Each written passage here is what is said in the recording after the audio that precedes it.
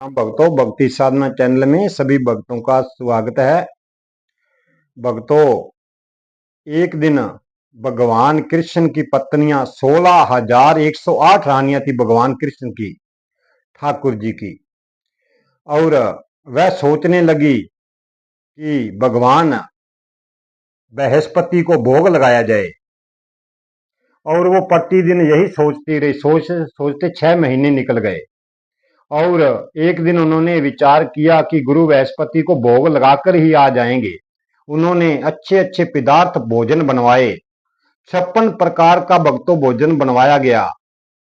और लेकर भोजन को 16,108 रानियां समुद्र की तरफ चल पड़ी। और बीच में समुद्र था, तो पुल था नहीं। वे सोचने लगी अब क्या किया जाए, भोजन तो बना लिया, अब गुरु बृहस्पति तो उस पार रहते हैं और हम उनको भोजन कैसे देंगे और भोजन कैसे खिलाएंगे। तो आधा दिन उनको सोचते सोचते निकल गया कि अब पानी के साथ क्या किया जाए। समुद्र तो बड़ा तेजी से चल रहा है। भक्तों, इतने में एक छोटा सा बालक समुद्र के किनारे किनारे आ रहा था। और उसने देखा कि रानियां आज समुद्र पर क्या कर रही हैं। और पास में आकर रुक्मणी से पूछता है, रानी आप यहाँ पर क्या कर रही हो। रानी ने सभी बताया कि हम गुरु बृहस्पति को भोग लगाना चाहती हैं, तो ये समुद्र बीच में चल रहा है, हम उस पार कैसे जाएं। तो बच्चे ने कहा, ये कितनी सी छोटी सी बात है, आप कहो कि हमारा पति बाल ब्रह्मचारी है तो हमें समुद्र रास्ता देवे।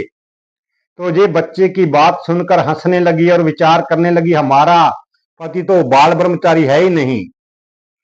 तो बच्चे ने कहा, आप ठाकुर जी को जानती नहीं, आपके पति को आप अच्छी तरह पहले जानना चाहिए था कि वो कौन है। वो तो पार ब्रह्म है, वो भोग विलाप के अंदर तो है ही नहीं, उससे परे हैं, वो तो बाल ब्रह्मचारी हैं।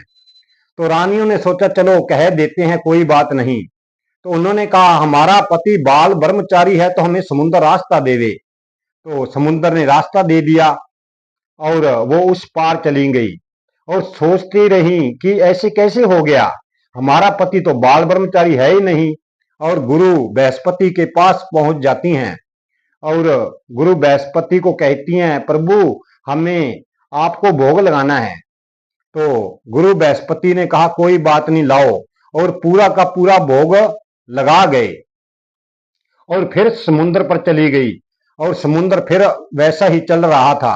अब उन्होंने सोचा अब क्या किया जाए। तो वापस गुरु बृहस्पति के पास जाती हैं, तो पूछती हैं कि गुरुदेव हम समुद्र के पार कैसे जाएं। तो गुरु बृहस्पति ने कहा, पहला कैसे आई थी। उन्होंने बताया कि हमें अपने पति को कहा था कि हमारा पति बाल ब्रह्मचारी है तो हमें समुद्र रास्ता दे, पहला तो हम ऐसे आ गई थी। तो गुरु बृहस्पति ने कहा, फिर अब ऐसे कहना कि हमारा गुरु भोगी नहीं है तो हमारे को समुद्र रास्ता देवे। ये सुनकर अचरज में पड़ गई कि हमारे सामने तो इसने खाना खाया है, पर ये कह रहे हैं हम भोगी नहीं है। तो चलो कोई बात नहीं, कह देती हैं। समुद्र के पास गई और बोली, गुरु बृहस्पति भोगी नहीं है तो हमें समुद्र रास्ता देवे। और समुद्र ने रास्ता दे दिया और वो उस पार चली गई। अब उनकी समझ में आ नहीं रहा था कि ये क्या हो गया, ऐसा तो हो नहीं सकता। हम इतना भोग लेकर गई थी और उन्होंने स्वीकार किया, हमारे सामने खाया, और हमारा पति भी तो बाल ब्रह्मचारी नहीं है, समुद्र ने रास्ता कैसे दे दिया। और सब 16,100 पत्नियां 16,108 पत्नियां ठाकुर जी के पास जाती है और भगवान कृष्ण को कहती हैं, प्रभु आज सच बताना कि ये क्या बात है। एक बालक के कहने पर हमने समुद्र से रास्ता मांगा और कहा कि हमारा पति बाल ब्रह्मचारी नहीं है तो समुद्र हमें रास्ता दे, तो समुद्र ने रास्ता दे दिया। और गुरु बृहस्पति के कहने पर भी समुद्र ने रास्ता दे दिया, आप तो बाल ब्रह्मचारी है ही नहीं। तो भगवान ठाकुर जी कहते हैं कि जो कर्म हम अपनी आत्मा से नहीं करते, जो आत्मा से करा हुआ कर्म वो भोगों में लिप्त होता है, उसे भोगी कहा जाता है।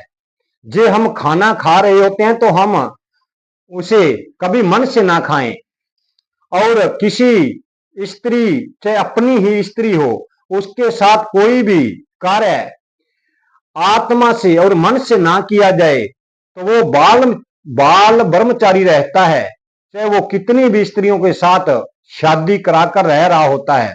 तो भगवान कृष्ण की, ठाकुर जी की बात सभी रानियों को समझ में आई और चरणों में गिर जाती हैं कि हे पार ब्रह्म भगवान, आपका तो कोई अंत नहीं है। भक्तों, हमें सदा भगवान पर विश्वास करके, ठाकुर जी पर विश्वास करके निर्भय होकर हमें उस परमानंद परमात्मा की भक्ति करनी चाहिए। भक्तों, आज की वीडियो हम यहीं समाप्त करते हैं। जीवन रहा तो कल की वीडियो में फिर मिलेंगे। जय